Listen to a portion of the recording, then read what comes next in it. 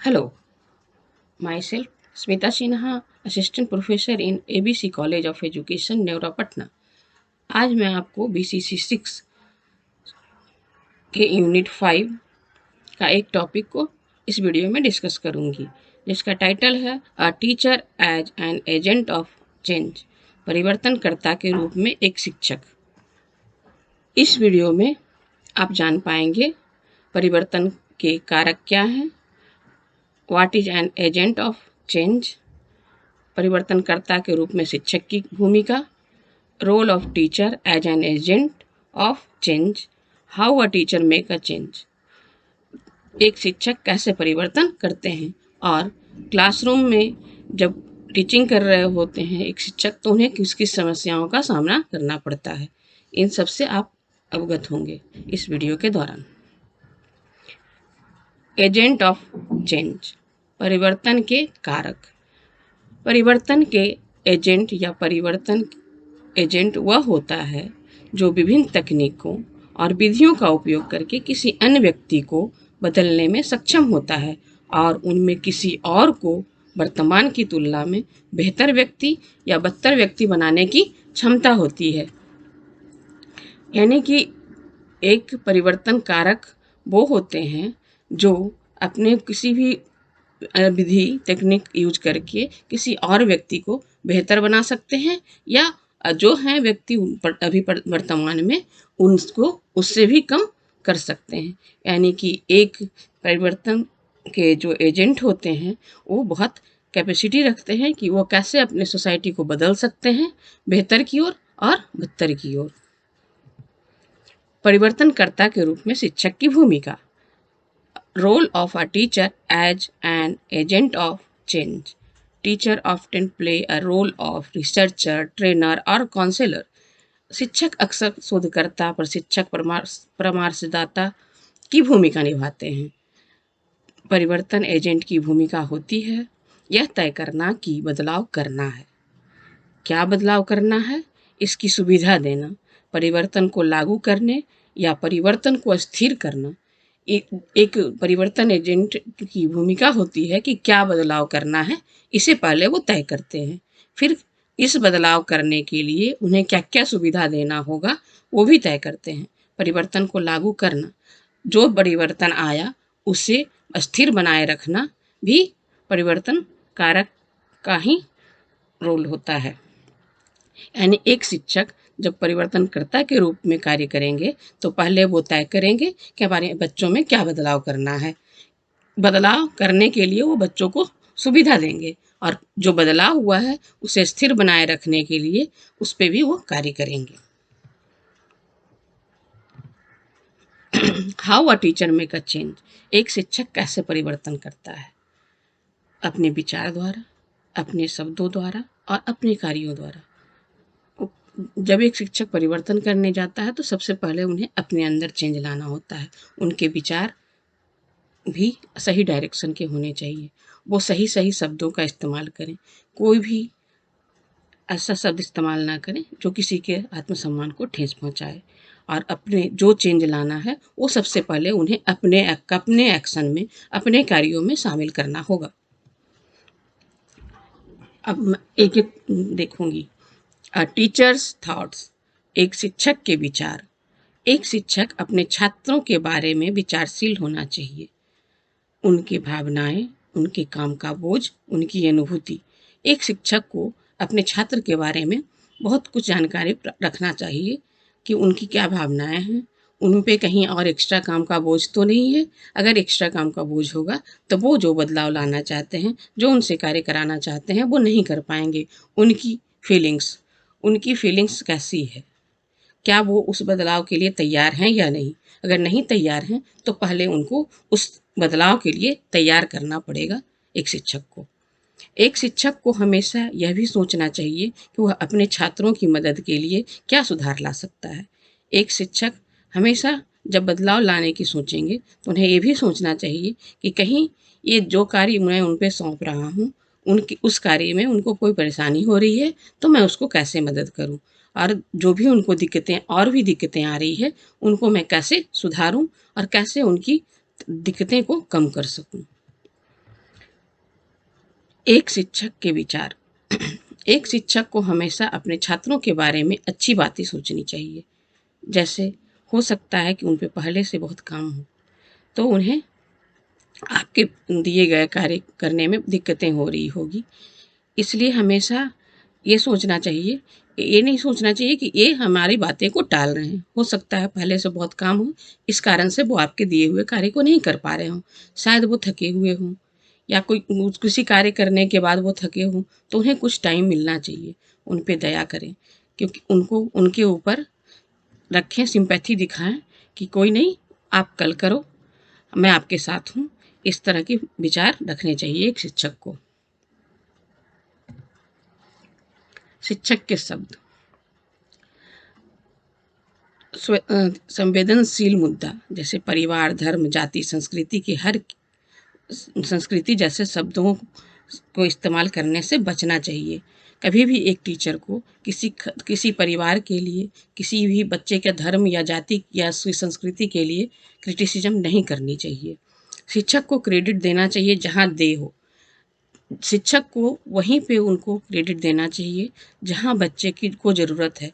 अगर बच्चे ने कुछ अच्छा काम किया तो उसे शाबाशी दें।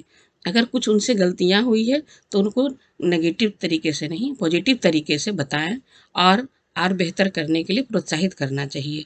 जैसे बढ़िया काम, आप करके सुधार कर सकते हो आदि। एक शिक्षक के कार्य। करनी के माध्यम से नेतृत्व और करनी कथनी पर भारी होता है, यह कहावत को बनाए रखना चाहिए। इसका कहने का अर्थ यह है कि शिक्षक को जो भी चेंज लाना है अपने बच्चों में, वो सबसे पहले उन्हें अपने में इनकलकेट करना पड़ेगा, ताकि वो करनी मतलब करके वो दिखाएं कि मैं जो उनसे करवाना चाहते हैं। जैसे मैं चाह रही हूँ कि बच्चे पंक्चुअल हों क्लासरूम में, तो बच्चे पंक्चुअल होने के लिए जब हम उन पे बोल देंगे कि आप पंक्चुअलिटी फॉलो करो, तो मैं पहले इस बात के लिए तैयार रहूँगी कि मैं खुद पंक्चुअल होकर उसको दिखाऊं। तभी बच्चे देखेंगे कि हमारे टीचर पंक्चुअल हैं, तो वो भी पंक्चुअल होने की कोशिश करेंगे। आदेश नहीं, निर्देश देते हैं शिक्षक। कभी भी आपका एक्टिविटी ऐसी ना हो कि आप आदेश दे रहे हो, बल्कि निर्देश। निर्देश का मतलब होता है कि आप सिंपैथी तरीके से किसी को बताना कि आप ये कार्य इस तरह से करो, इस तरह से नहीं करो। बॉस बनने की बजाय लीडर बनकर काम करना चाहिए। बॉस होता है जो एक ऑर्डर जारी करता है, जबकि लीडर खुद आगे आगे कार्य करता है और पीछे वो बताता जाता है कि आपको इस कार्य करने में क्या क्या दिक्कतें आएंगी, और उस दिक्कतों को सामना करने के लिए अपने बच्चों को तैयार करेगा, और उस दिक्कतों को कम करने की भी कोशिश करते हैं एक leader. Problem in classroom for guidance and counselling. मार्गदर्शन और परामर्श के लिए कक्षा की समस्याएं। कक्षा वह स्थान होता है जहाँ विभिन्न संस्कृतियों के छात्र एक साथ एक छत के नीचे बैठते हैं। तब समस्या सामने आती है और लगभग 30 से 35 छात्रों का सामना करने के लिए केवल एक शिक्षक ही आगे खड़ा होता है। और कुछ समस्याएं बहुत संवेदनशील होती है जो शिक्षक को परामर्श की ओर ले जाती है। जब एक कक्षा में एक शिक्षक जाते हैं तो उनके सामने 30 से 35 छात्र बैठे होते हैं जो विभिन्न संस्कृति, विभिन्न स्थान, विभिन्न वर्ग से आए हुए होते हैं, और सभी बच्चों की अपनी एक समस्या होती है। कभी कभी कुछ समस्याएं बहुत ही संवेदनशील होती है। उस समस्या के लिए टीचर को उस बच्चे की काउंसलिंग भी करनी पड़ सकती है, और एक टीचर को एज ए काउंसलर भी कार्य करना चाहिए, ताकि उसकी जो समस्या है उसे आसानी से दूर किया जाए और बच्चे को आगे की ओर ले जाया जा सके। समस्या इस प्रकार होती है। छात्र शिक्षक पर अत्यधिक निर्भर हो जाते हैं। बहुत सारे क्लासेस में छात्र शिक्षक पे ही निर्भर होते हैं कि जो करेंगे टीचर ही करेंगे और जो बताएंगे वही करेंगे। Mixed age and mixed ability.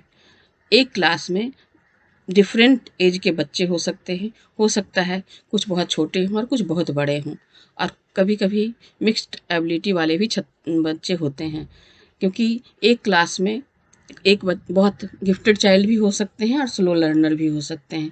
वो सभी एक कक्षा में होते हैं। इसमें भी आपको कोई कार्य को करने में, किसी भी कार्य को बदलाव लाने के लिए, इम्प्लीमेंटेशन करने के लिए आपको दिक्कतें हो सकती है कि जो अधिक एबिलिटी वाले बच्चे हैं वो उस कार्य को जल्दी से ख़त्म कर लेंगे और जो कम एबिलिटी वाले हैं उस कार्य को करने में उन्हें टाइम लगेगा। तो ये सब समस्या आ सकती है। आक्रामक छात्र, कुछ बच्चे बहुत एग्रेसिव होते हैं जिन्हें मैं बदलाव करने की कोशिश करूँ तो जिनमें वो बदलाव के लिए तैयार नहीं होते हैं और एग्रेसिव हो जाते हैं। बुलिंग बुलिंग मीन्स होता है कि आपके कक्षा में कुछ छात्र ऐसे होते हैं जो कोई कमज़ोर छात्र को बुलिंग करते हैं। इस तरह से जो बच्चे जिसकी बुलिंग होती है वो बच्चे क्लास में शांत रहते हैं। इससे भी एक शिक्षक को समस्या होती है जब कोई चेंज लाना चाहता है तो सबसे पहले हम एक शिक्षक को ये देखना होगा कि कहीं हमारी कक्षा में ऐसे कोई छात्र तो नहीं है जो बहुत ही शांत रहते हैं। अगर शांत हैं तो उन्हें काउंसलिंग करना होगा और उनकी जो समस्याएं हैं उसकी समाधान करनी होगी। मजबूत छात्रों का प्रभुत्व, एक कक्षा में जो मजबूत होते हैं, जो डोमिनेट करते हैं, उनका सारे बच्चे सारी बातों को फॉलो करते हैं, नहीं फॉलो करते हैं तो वो उन्हें परेशान करते हैं। ये भी एक कक्षा की समस्या होती है। तो पहले हमें उस बच्चे को काउंसलिंग करनी होगी और उस बच्चे को समझाना होगा कि आप सब एक एक हैं और आप सबका एक ही तरह का पावर मिला हुआ है। अनप्रिपेयर्ड स्टूडेंट्स, कभी कभी जब हम किसी चीज़ को लागू करना चाहते हैं, किसी चीज़ में बदलाव लाना चाहते हैं तो उसके लिए छात्र प्रिपेयर नहीं होते हैं। ये भी एक समस्या की तरह कार्य करता है। शिक्षक को बदलाव के लिए कुछ कारगर उपाय करना चाहिए। यदि कोई छात्र उनके पढ़ाने के तरीके से नहीं सीख पाते हैं तो शिक्षक को छात्र के सीखने के तरीके से पढ़ाना चाहिए। शिक्षक अगर बदलाव लाना चाहते हैं तो उन्हें कुछ कारगर उपाय करना होगा। अगर वो जिस तरीके से पढ़ा रहे हैं और बच्चे नहीं सीख पा रहे हैं तो हमारी बदलाव नहीं आ सकती है। तो हमें शिक्षक को हमेशा अपने आप में बदलाव लाने के लिए तैयार रखना होगा, क्योंकि जब वो नहीं सीख पा रहे हैं तो हमें ये पता करना होगा कि किस तरीके से बच्चे सीखेंगे और शिक्षक को छात्र के सीखने के तरीके से पढ़ाना चाहिए। एक शिक्षक जो बदलाव अपने छात्र या समाज में चाहते हैं वो बदलाव उन्हें सबसे पहले अपने अंदर करना होगा। एक शिक्षक जो बदलाव अपने छात्रों या समाज में चाहते हैं उस बदलाव को सबसे पहले एक शिक्षक को अपने अंदर लाना होगा, तभी वो अब उस बदलाव को आगे लागू कर पाएंगे। तो हमने इस वीडियो में देखा कि परिवर्तन कारक क्या होता है, परिवर्तनकर्ता के रूप में एक टीचर की क्या भूमिका होती है, परिवर्तन कारक के रूप में एक टीचर का एटीट्यूड किस तरह का होना चाहिए, परिवर्तन कारक के सामने कौन कौन सी समस्याएं आ सकती है और उसे कैसे वो दूर कर सकते हैं। Thank you.